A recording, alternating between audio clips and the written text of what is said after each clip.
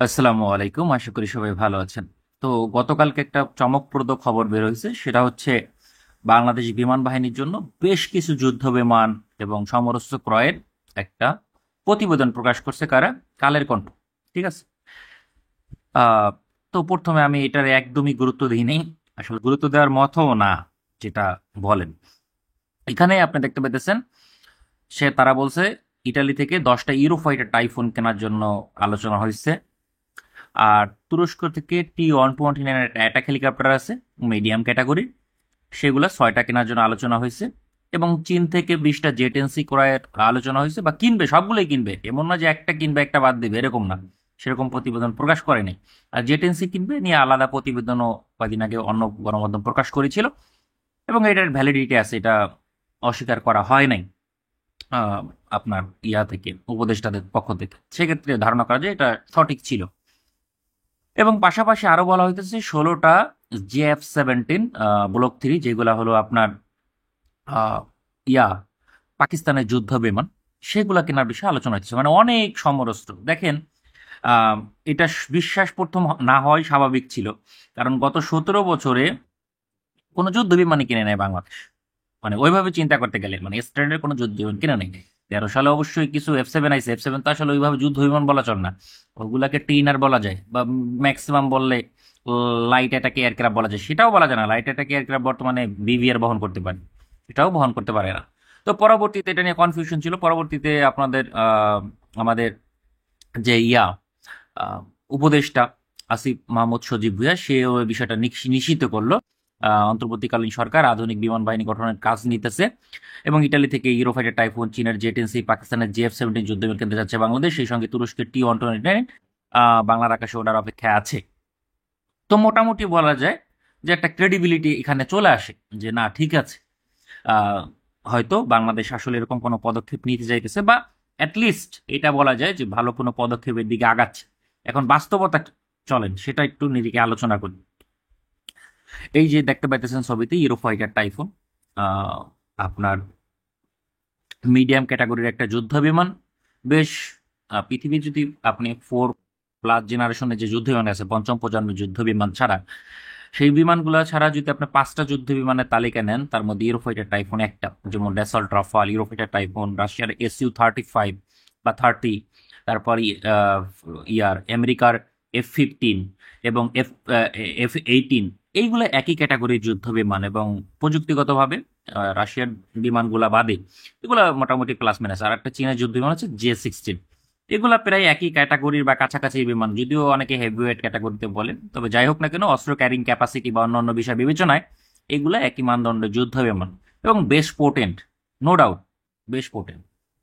এখন কথা হচ্ছে, ইটালি থেকে যে ইউরোফাইটার টাইফুন কিনবে বাংলাদেশ, কোন টাইফুন কিনবে ভাই? 10টা ইউরোফাইটার টাইফুন যুদ্ধ বিমান কিনবে, কেন কিনবে 10টা বিমান মাত্র? আমার তো মাথায় ঢোকে না। কেন ঢোকে না সেটা নিয়েও আলোচনা করি। প্রথম দেখেন, ইউরোফাইটার টাইফুন ইটালি থেকে কিনলে আপনি কি কিনবেন? ওল্ড, নতুন তো কিনবেন না। আচ্ছা ধরলাম নতুন, নিউ কিনলেন, নতুন জার্মানি কয়েকদিন আগে, গতকালকে আপনার 20টা নতুন ইউরোফাইটার টাইফুন অর্ডার দিচ্ছে, হয়তো ইটালিও কিছু অর্ডার দিতে পারে, কথা হইলো, বা স্পেনও দিতে পারে কিছু।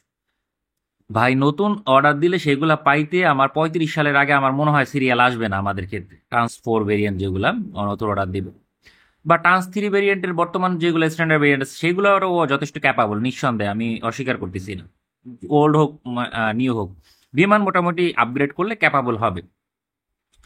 এইগুলা বিমানের দাম কত আসবে যদি আপনি মানে ডিল অফ দ্য সেঞ্চুরিও করেন? নতুন কিনতে গেলে 250 মিলিয়ন কমে আপনি পারবেন না কিনতে, এরকম একটা অবস্থায় চলে আসবে। তাহলে 10টা বিমানের দাম আসে কত? আপনার $2.5 বিলিয়ন। $2.5 বিলিয়ন ব্যয় করতেছেন মাত্র 10টা যুদ্ধ বিমান কেনার জন্য। আপনি কি পাগল? কারণ আমার দেশের তো একটা ক্যাপাসিটি আছে, তাই না? আমার দেশের ক্যাপাসিটি আছে এবং আমার এনিমির ক্যাপাসিটি আছে, সেই অনুযায়ী আমি বিবেচনা করে ডিল নেব, তাই না? আদারওয়াইজ যদি আমি এরকম একটা ডিল নেই যেটার কোনো সিগনিফিকেন্ট নাই, তাহলে আমার এটা মানে কি কাজে আসবে বলেন তো? 20টা জেট-এনসি বাংলাদেশ কিনতে যাইতেছে, শুনছেন আপনারা, যেটার দাম হলো গা জেট-এনসি কিনতে যাইতেছে, যেটার দাম আপনার $2.2 বিলিয়ন, অর্থাৎ 2.5 বিলিয়নে আপনি আরো 24টার মতো মনে করেন জেট-এনসি পাইতেছেন। তাহলে 20টা প্লাস 24টা, আপনার বিমানের সংখ্যা হইতেছে 44টা। আর এখানে হইব 20 প্লাস 10, 30টা। আপনার এই বিমান 30টা বিমানের থেকে 44টা বিমান মানে চোখ বন্ধ করে ভালো পারফর্ম করবে, এবং বাংলাদেশের ক্ষেত্রে মনে করেন 1000 গুণ বেশি পারফর্ম করবে, কারণ ইউরোফাইটার টাইফুন জেটেন্সির সমানও পারফর্ম করতে পারবে না বাংলাদেশের কনটেক্সে। কেন করতে পারবে না দেখেন, বাংলাদেশ কিনলে এটার সাথে মানে এয়ার টু এয়ার কম্বাটটাই তো মেইন। এয়ার টু গ্রাউন্ড স্ট্রাইক বা মেরিটাইম স্ট্রাইক বাংলাদেশের জন্য প্রয়োজন, কিছু বিমান দরকার লং রেঞ্জে। ভাই এটা মেরিটাইম স্ট্রাইকের জন্য কোনো বিমানই না, ঠিক আছে? এটা আপনার লো ফ্লাই করতে পারে না, ওটা ওইভাবে ডিজাইন করা হয়নি, রাফালের মতো ডিজাইন ওইভাবে করা হয়নি, বা F-18 এর মতো ওইভাবে ডিজাইন করা হয়নি, F-15 কেও আবার ওইভাবে ডিজাইন করা হয়নি। F-18 এবং রাফাল ওইগুলো মেরিটাইম স্ট্রাইক ফাইটার, সেক্ষেত্রে ওইগুলাকে স্পেশালি ডিজাইন করা হয়েছে যাতে লো ফ্লাই করতে পারে দীর্ঘক্ষণ ধরে। সেটা একটা গ্যাপ আছে, ধরলাম সেই গ্যাপ আমি ক্ষমা, মানে কোনো সমস্যা না। আমার টেকনিক্যালি তো পারতে হবে এখানে কি মিসাইলটা অ্যান্টিশিপ মিসাইলটা দিবে আমাকে বলতে পারেন? অ্যান্টিশিপ মিসাইল ইটালির কাছে মানে এই ইউরোফাইটার টাইফুন কি ইউজ করে? একমাত্র মার্টার ইয়ার ইউজ করে, যেগুলো আপনার মোটামুটি 180 কিলোমিটারের প্লাস মাইনাস রেঞ্জ। বাংলাদেশে যে যে CM-802 ইউজ করে না, ওই 802 ক্যাটাগরির একটা মিসাইল, সাবসনিক মিসাইল, যেগুলা মানে আমাদের যে এনিমিস ইন্ডিয়া, ওদের যে যুদ্ধজাহাজ বা ইভেন তো মায়ানমারের যে যুদ্ধজাহাজ বর্তমানে তৈরি করতেছে, ওইগুলাকেও ধ্বংস করার মতো ক্যাপাসিটি নেই। তবে নতুন অ্যান্টিশিপ মিসাইল তৈরি করতেছে, স্টেলথ সাবসনিক হলেও সেগুলো বেশ ক্যাপাবল মিসাইল হবে, ইটালি তৈরি করতেছে। সেই জন্য আপনাকে মিনিমাম ধরেন 2035-এর পরে আপনার কাছে বিক্রি করতে পারবে এরকম একটা পজিশনে যাবে, মানে প্রোডাকশনে যাবে, ওরকম বিক্রি করার পর্যায়ে যাবে 35 সাল। তা অর্ডার করলে আপনি পাইবেন হলো 2000 ধরেন ওই 40-এর আশপাশ দিয়ে। ভাই 2040-এর আশপাশ দিয়ে আপনার এই বিমানের মানে এই দিয়ে কি করবেন আপনি বলেন তো? 2040 সালে একটা জিনিস আসলো, আর সেই অ্যান্টিশিপ মিসাইল মানে দেবে কি না, সেটা তো একটা কনফিউশনের বিষয়।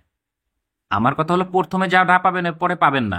এই যে মিশর রাফাল কিনছে ইয়া থেকে, আহ, উম, ফ্রান্স থেকে, প্রথমে কিনছে 24টা, পরে কিনছে 30টা, মোট 54টা। 54টা রাফাল যুদ্ধ বিমান কিনছে, অথচ কি করছে মিশর জানেন? আপনার মিশরকে মিটিওর মিসাইল দেন, মিটিওর মিসাইল আপনার বলা হয় 200 কিলোমিটার প্লাস মাইনাস রেঞ্জ, যাই হোক না কেন 100+ কিলোমিটার, এটা বিবিআর মিসাইল সোজা কথা। ওদের দিছে কি, আপনার ফ্রান্স দিছে হলো ওদের নিজস্ব যে মাইকা মিসাইল আছে, মাইকা আইআর এবং ইআর দুই ধরনের মিসাইল দিচ্ছে, যেটা একটা রেঞ্জ 60 কিলোমিটার, একটা রেঞ্জ 80 কিলোমিটার। ভাই বর্তমান সময় আমরা 80 কিলোমিটার রেঞ্জের মিসাইল দিয়ে কতটুকু কি করতে পারবেন, যেখানে প্রতিপক্ষের কাছে আপনার কাছে থেকে বেটার রেঞ্জের বিবিআর মিসাইল থাকবে, আপনি কিছু করতে পারবেন না আসলে বর্তমান কনটেক্সে অনুযায়ী। ঠিক আছে, বিবিআর আপনার লাগবেই, বিবিআর ছাড়া আপনি এই যুগেও অচল। তো বিবিআর তো আপনি এখানে পাবেন না, কারণ মিটিওর বাংলাদেশকে দেবে না। প্রথমত মিটিওরের প্রোডাকশন যে ক্যাপাসিটি, মানে ওর্স ভয়ঙ্কর লেভেলের ওর্স, প্রোডাকশন ক্যাপাসিটি নাই বললেই চলে। খুব কম উৎপাদন হয়, তাও বাংলাদেশকে দেবে না। আর মাইকা ওই যে ইজিপ্ট অ্যাটলিস্ট মাইকা পাইছে, মাইকা সিরিজের মিসাইল পাইছে। আপনার দেখেন ইন্ডিয়া এখন পর্যন্ত মেটোর মিসাইল পায় নাই, মানে অবাক করা বিষয়, অবাক। মানে কি পরিমাণ বাজে প্রোডাকশন চিন্তা করেন, ইন্ডিয়া আজ পর্যন্ত মেটোর মিসাইল পায় নাই। যে অপারেশন সিন্দুর যে পরিচালনা করলো, মার খেলো ইয়া বিপরীতে, নাম জানি কি, পাকিস্তানের বিপরীতে, সেখানে মাইকা ব্যবহার করছে, মেটোর নাই। কি ব্যবহার করবে, কি প্রতিপক্ষ মেরে দিছে একাধিক রাফালকে জেট এনসি দিয়ে। তো মাইকেও আমি পাবো না, আমি পাবো কি এখানে? ইটালি যে ইউরোফাইটার টাইফুন কি ইউজ করে, আপনার আইআরএসটি মিসাইল ইউজ করে, মানে শর্ট রেঞ্জ বা শর্ট টু মিডিয়াম রেঞ্জ ক্যাটাগরিতে একই কথা। 25 কিলোমিটার রেঞ্জ ভাই, মাত্র মাত্র 25 কিলোমিটার। এই 25 কিলোমিটার রেঞ্জ মানে শর্ট রেঞ্জের মিসাইল আপনি করবেন কি? জেট এনসিতে আপনার যে মিসাইল ইউজ হয় আপনার PL-10E, ওইটার রেঞ্জে 20-25 কিলোমিটার।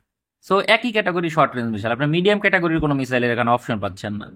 এবং তাও তো মিশরের কে আপনার রাফাল কেনার ফলে ওদেরকে একটা মানে অপশন দিচ্ছে যে মাইকা এনজির একটা নতুন মিসাইল আসছে, যেটা রেঞ্জ 100 কিলোমিটার প্লাস হবে।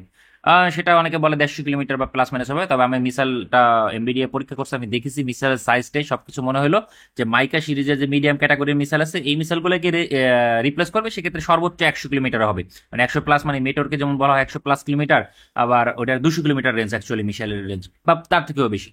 কিন্তু এই ক্ষেত্রে কিন্তু তা না, এখানে মানে স্ট্র্যাটেজিক্যালি রেঞ্জ কমানো হইতেছে না, বাস্তবে রেঞ্জ 100 কিলোমিটারের আশপাশে, 100 কিলোমিটার বা 105 কিলোমিটার, বা কিছু ক্ষেত্রে 90 কিলোমিটারও হতে পারে, এর বেশি হবে না। তো ওইটা তো মোটামুটি একটা চলার অবস্থা আছে, কিন্তু এখানে আপনি চলবেন কি? এয়ার টু এয়ার মিশনে আপনার কিছু নাই। আর air to ground strike mission পরিচালনা করবেন এই যুগে আইসা ইউরোফাইটার টাইফুন দেয়, সেটাকে এইভাবে ডিজাইন করা হয়েছে। আর এক্সপেন্সিভ বিস্ট, একটা 250 মিলিয়নের পেমেন্ট দেয়া প্লেন দিয়ে আপনি গ্রাউন্ডে স্ট্রাইক করবেন।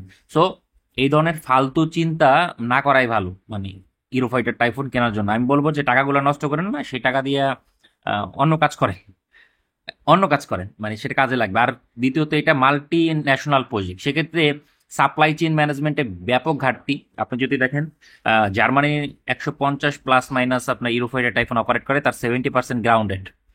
তারপরে অস্ট্রিয়া, ইউরোপের আর এক দেশ, ইউরোফাইটার টাইফুন অপারেট করে, তার মনে হয় বেশিরভাগই গ্রাউন্ডেড, দুই একটা হয়তো বা সার্ভিস আছে 15-16টার মধ্যে।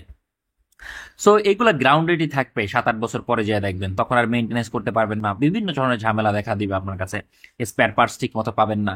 তো এটা একটা বাজে ডিসিশন, মানে সবচেয়ে বাজে ডিসিশন একটা। অনেকে বলেন যে ইউরোফাইটার টাইফুন প্যানিকের জন্য কেনা হইতেছে।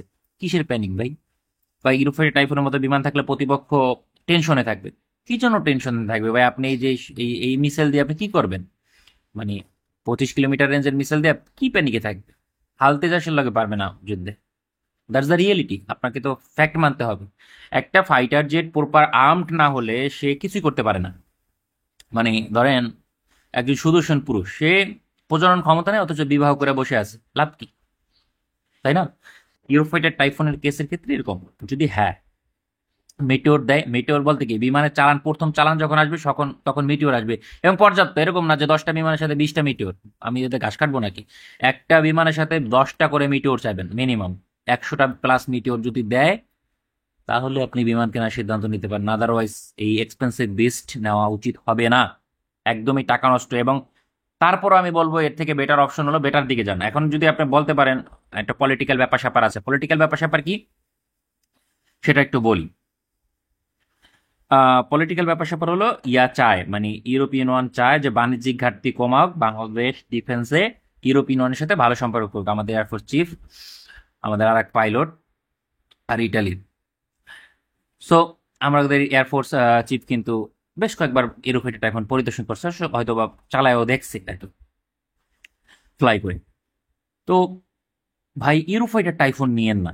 যদি আপনার ওরকম পলিটিক্যাল ডিলের প্রয়োজন হয় তাহলে আপনি বিকল্প অপশন দেখেন। ইটালির কাছে কি মানে কম সমরাস্ত্র আছে? আপনি ইটালির টাইপ 212 এনএফএস, এই সাবমেরিনটা কেনেন। ইটালি তৈরি করতেছে জার্মানির একটা বিখ্যাত সাবমেরিন, যেটা ইটালিয়ান ভার্সন, আরো আধুনিক লিথিয়াম আয়ন ব্যাটারি, এটা কিনেন। তারপর ইটালির আরো কিছু মিনি ক্যাটাগরি সাবমেরিন আছে, আপনি সেগুলো কিনেন। তাই না? S-800, probably S-800 category submarine আছে, সেগুলো কিনেন, কাজে দিবে। মানে এই যে 2.5 বিলিয়নে বললেন না, 2.5 বিলিয়ন দিয়ে আপনি এই সাবমেরিন কিনতে গেলে, এই ধরনের সাবমেরিন কিনতে গেলে আপনি মিনিমাম ধরেন, আমি ধরতে পারি, যদি আপনি ভালো ডিল করতে পারেন, S-800 হলে তো আপনি অনেক সাবমেরিন পাবেন, এই টাকা প্রচুর সাবমেরিন পাবেন। মিনিমাম হইলো আপনি 6টা মতো সাবমেরিন পেয়ে যাবেন, 6টা S-800, যেগুলা 6টা সাবমেরিন মানে বুঝেন বঙ্গোপসাগরে অ্যাটলিস্ট আপনি নিরাপদ। তবে আমাদের লং রেঞ্জের কিছু সাবমেরিন দরকার, এইগুলার রেঞ্জ শর্টেজ আছে। তবে আন্দামান নিকোবর দ্বীপপুঞ্জ পর্যন্ত এই সাবমেরিন যেতে পারবে, কিন্তু সেটার অতটা ভালো ক্যাপাসিটি হবে না, যে দেওয়ার পরে আর বেশি দিন পানির নিচে অবস্থান করতে পারতেছে না দেখা গেছে। তো সেক্ষেত্রে একটা ডিটারেন্স অত ভালোভাবে ক্রিয়েট হয় না। তো সেক্ষেত্রে এত ছোট সাবমেরিন না নিয়ে আপনি এগুলো নিতে পারেন। এগুলোর দাম হয়তো 700 মিলিয়নের মতো পড়বে, আপনি সেখানে 3টা কিনেন, বা আর একটু 2.5 বিলিয়নের থেকে একটু বেশি ব্যয় করে আপনি 3 বিলিয়নের মতো ব্যয় করেন, 3 বিলিয়ন ব্যয় করে 4টা সাবমেরিন কিনেন। আপনার 4টা সাবমেরিন কিনলে বঙ্গোপসাগরে, মনে করেন কি ভারত মহাসাগরে ইন্ডিয়া কোনো কিছু করার আগে 300 বার চিন্তা করতে হবে যে আমি কি করবো আসলে। তো আপনি সেই দিকে মনোযোগ দেন। অথবা আপনি সাবমেরিন যদি ধরেন ইটালি লাগে বনলো না, বিভিন্ন কারণে কিনলেন না, আপনি ইটালির ফিনকান্তিরে শিপইয়ার্ড যুদ্ধজাহাজ তৈরি করে অল ক্লাস, আমাদের ফ্রিগেট দরকার, ঠিক আছে, ভালো ফ্রিগেট দরকার, আপনার ভালো ফ্রিগেট কিনেন আলোচনা করে ভালো প্রাইসে, S-30 সহ। ইটালিতে S-30 আছে তাই না? S-30 রেঞ্জ আপনার কত? 120+ kilometre. Already one of the best missile, ভারতীয় ডেস্ট্রয়ার থেকেও বেশি পাওয়ারফুল হয়ে যাবে আপনার ফ্রিগেট।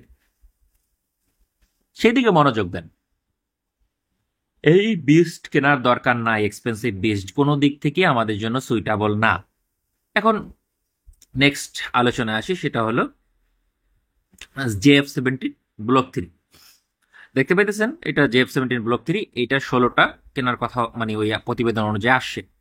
16টা যুদ্ধ বিমান কিনতে ভাই আপনার কত লাগবে? ধরেন যদি আমি এগুলার মানে ফ্রেম কস্ট 40 মিলিয়ন করে ধরি, আর এদিক ওদিক সব মিলে যাই বলি না কেন, 16টা কিনতে গেলে আপনার 1 বিলিয়নের মতো প্লাস মাইনাস খরচা আসবে। 900 মিলিয়ন থেকে 1 বিলিয়ন সবচেয়ে কম যদি আপনি চিন্তা করেন। আচ্ছা, তা ভালো ডিল কিছু কিছু ক্ষেত্রে, কারণ এই 16 মানে জেট এনসি যদি কেনেন, মানে যুক্তি দিতেছি তাদের পক্ষ থেকে, মানে এয়ারফোর্সের পক্ষ হয়ে যুক্তি দিতেছি এখানে। তো 16টা জেট এনসি যদি কিনতে যান আপনার ব্যয় হবে কিন্তু এর থেকে বেশি টাকা, পার প্যাকেজ সহ যদি নিতে চান। কারণ ওখানে আপনারা দেখতে পাইতেছেন যে 20টা কিনতে গেলে $2.2 বিলিয়ন ব্যয় হয়। তো এখানে যদি আমি 4টা কম কিনি তাহলে মোটামুটি ওই ধরেন অন অ্যান অ্যাভারেজ $1.8 বিলিয়ন ব্যয় হবে। তাহলে মানে বলা যায় মানে ডাবল, অর্ধেক টাকায় আপনি JF-17 কিনতে পারছেন 50% টাকায়। 1 বিলিয়ন বা এটা যদি 900 মিলিয়ন ধরেন, এটা 1800 মিলিয়ন, 1.8 বিলিয়ন মানে। কিন্তু এক্ষেত্রে একটা কথা হইতে পারে যে হ্যাঁ আমার জেট এনসি, আমার বিমান দরকার অনেক। হ্যাঁ, আপনি আপনাদের কিছুদিন আগে বলেছিলাম একটা কথা যে আপনার সংখ্যা খুব ইম্পর্টেন্ট যুদ্ধে। কারণ কতগুলা বিমান আমার আকাশে থাকবে সেটা ইম্পর্টেন্ট। যদি ধরেন আমি 10টা ইউরোফাইটার টাইফুন কিনছি, এই 10টা ইউরোফাইটার টাইফুনের মধ্যে 5 থেকে 6টা অল টাইম আকাশে আমার থাকবে, বা কখনো কখনো 7টা হইতে পারে প্রথম দিকটা যুদ্ধের, কিন্তু পরে আস্তে আস্তে 6টা হবে, 6টা থেকে 5টা নেমে আসবে। তো এই 5, 6, 7টা মনে করেন যদি সবকিছু সাপ্লাই চেইন ঠিক থাকে তাহলে আপনার অ্যাক্টিভ থাকবে, ওইগুলোতে অত ডিটারেন্স ক্রিয়েট করা যায় না। ঠিক আছে, তো আপনার বেশি বিমান লাগবে। তো বেশি বিমান আসবে কোথা থেকে? বেশি বিমান আসবে এইখান থেকে। আর বর্তমান যুগে দেখতে পাচ্ছেন ভারতের পক্ষ থেকে মনে হয় 70টার মতো বিমান এইদিকে ছিল, আর পাকিস্তানের পক্ষ থেকে ওইদিকে মনে হয় 42টা বা 40টার মতো বিমান ছিল। মানে আপনাকে এনিমির অ্যাটলিস্ট 60 to 70% বিমান আকাশে রাখতে হবে যুদ্ধকালীন সময়। মানে এটা ভালো ফলাফল করার জন্য অ্যাটলিস্ট ধরেন 50%, অর্ধেক। তো সেটা যদি রাখতে হয় তাহলে আপনার অবশ্যই আরো বিমানের সংখ্যা বাড়াইতে হবে, শুধুমাত্র 20টা জেটেন্সি যথেষ্ট নয় যদি আমি চিন্তা করি। কারণ ভারতের এই অঞ্চলে বিমান আছে ধরেন সব মিলে 130টা প্লাস মাইনাস। তো 130টা প্লাস মাইনাস বিমান আছে যেগুলো বাংলাদেশি ভিত্তি ইউজেবল, এবং 2035 সালে সেই সংখ্যা হয়তো বা আপনার ধরেন 200 প্লাস হবে। তো 200 প্লাস বিমানের মধ্যে অল টাইম অ্যাক্টিভ থাকবে ধরেন 100। তো 100 বিমানের বিপরীতে আপনার বিমান কলটা অল টাইম অ্যাক্টিভ করা রাখতে হবে ধরেন সর্বনিম্ন মূল্য 50টা অ্যাক্টিভ রাখতে হবে। তো 50টা বিমান অ্যাক্টিভ রাখতে হইলে আপনার তো মিনিমাম 80টা বিমান দরকার। আপনার বর্তমানে বিমান আছে কত ভাঙাচুরা নিয়ে? আপনার ধরেন বাংলাদেশে বিমান আছে 40টা, অ্যাপ্রক্স ধরি একটা সংখ্যা, 40টা বিমান আছে। ঠিক আছে, এই 40টা বিমানের মধ্যে আপনার বর্তমানে অ্যাক্টিভ অ্যাভেলেবিলিটি রেট 40%-এরও কম। ঠিক আছে, তার মানে আপনার বর্তমানে আকাশে থাকতে পারে 15টা বিমান যেগুলো বিবিআর ক্যাপাবল না, সেক্ষেত্রে কোনো কাজে আসবে না এইগুলা।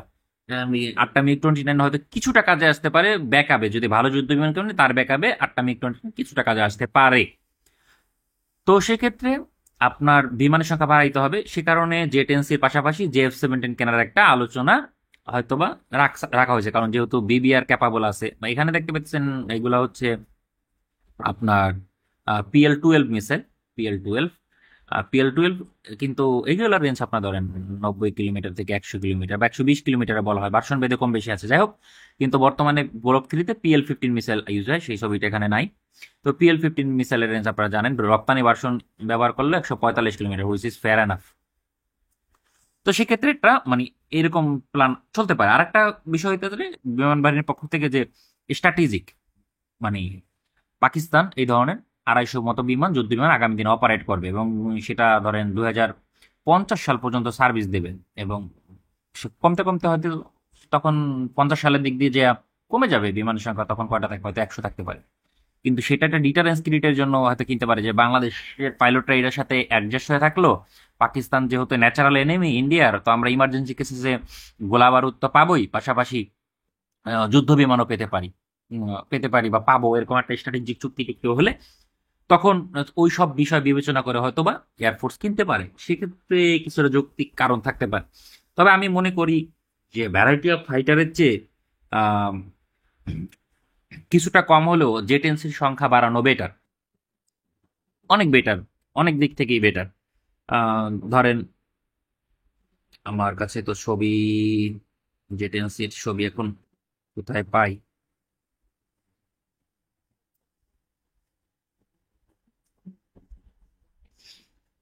আমরা এই ছবিটা দিয়ে কাজ চালাইনি। এটা হলো জেট-এনসি যুদ্ধ বিমান। ধরেন 20টা কিনতে পারবে, আপনার 2.2 বিলিয়নে আলোচনা হয়েছে।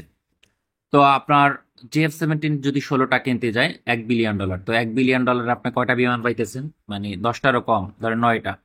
তো প্লাস মাইনাস করে আপনার পরেরগুলোর জন্য কিন্তু অত প্যাকেজ নেওয়া লাগবে না, সেম অ্যামাউন্ট অফ প্যাকেজ। তাহলে আপনি ধরেন আরো মোটামুটি 10টার মতো বিমান পাইতেছেন।